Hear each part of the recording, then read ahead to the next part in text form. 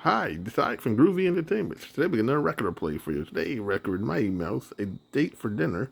So let's get started. And boys and girls, I hope.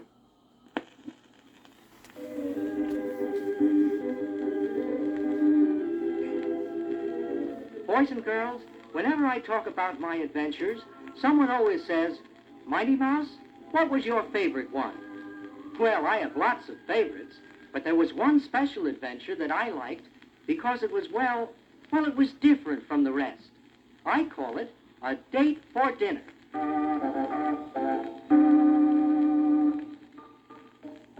It all started way out in the country on a large farm. Just about the nicest farm on which anyone would want to live. All kinds of things to eat were grown there, and the barnyard was filled with chickens and cows and goats and ducks who clucked and mooed and baaed and quacked happily all day long. And right near the corner of the barn, under the root of a large apple tree, lived a little field mouse. He loved the farm and all the animals on it, but he especially loved the old farmer, who every day, when bringing in the cows from pasture, would stop by the apple tree, pluck a ripe red apple, and give it to the little field mouse as a tasty treat. Did I say the mouse loved all the animals on the farm? Well, I was wrong. There was one I forgot to mention, and that was the farmer's cat. He was a large black cat with long whiskers and yellow eyes, and he was very, very jealous of the little field mouse. Why should that field mouse receive so much attention from the farmer? My fur is longer and silkier, and I'm much more graceful. Maybe if I catch that mouse and eat him up, the farmer will forget about him and pay more attention to me. So each morning, the mean old cat would hide behind a corner of the barn and wait for the field mouse to leave his nest in search for food for the coming winter. Then he would leap out and chase after the poor frightened little field mouse.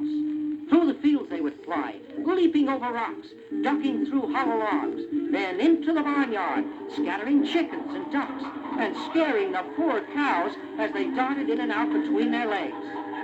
Each time the little field mouse managed to escape and make his way back to his little home without harm, until one fateful morning.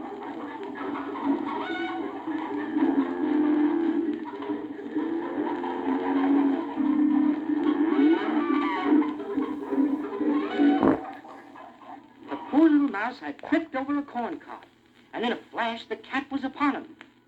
Got you at last. What a fine meal you're going to make. Oh, please, Mr. Cat, spare me. I promise to pack up and move away and never bother you again. What a silly mouse you are. Why should I let you go? You'll never bother me anyhow, after I've had you for dinner. The little field mouse was in a real desperate situation. He had to think fast. Suddenly he had a wonderful idea. But, Mr. Cat, I'm so small and so skinny. Really, I wouldn't make much of a meal for a big, hungry cat like you. Now, I have a friend who's much bigger than I. If you let me go, I promise to bring him here for you. And I also promise to move away and never bother you again. That is, if you still want me after I bring you my friend. Well, the greedy cat just couldn't resist. Here was a chance to have a nice big mouse for dinner and get rid of the field mouse, too. So knowing the mouse to be true to his word, he let him go.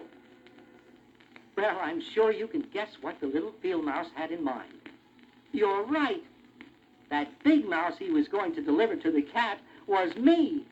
Of course, he didn't tell him that.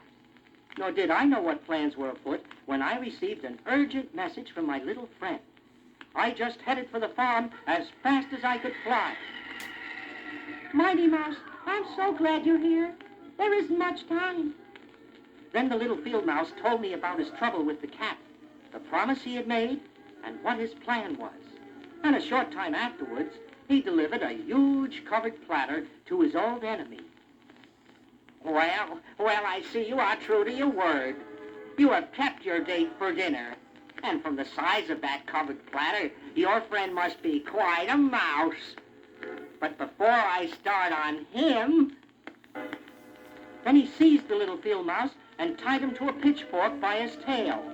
Ha ha ha ha! You thought I'd let you go, didn't you? Well, I've changed my plans. I'm going to have you for dessert.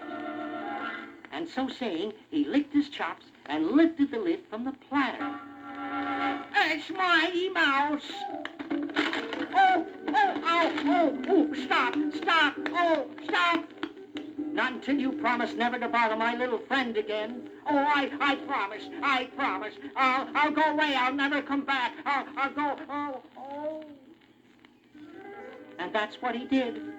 That old cat started to run, and as far as I know, he may still be running. My little friend, the field mouse, was never bothered again. He still lives in the base of a tree at the corner of the barn. And whenever I pass that way, I toss him an apple and wave a friendly hello.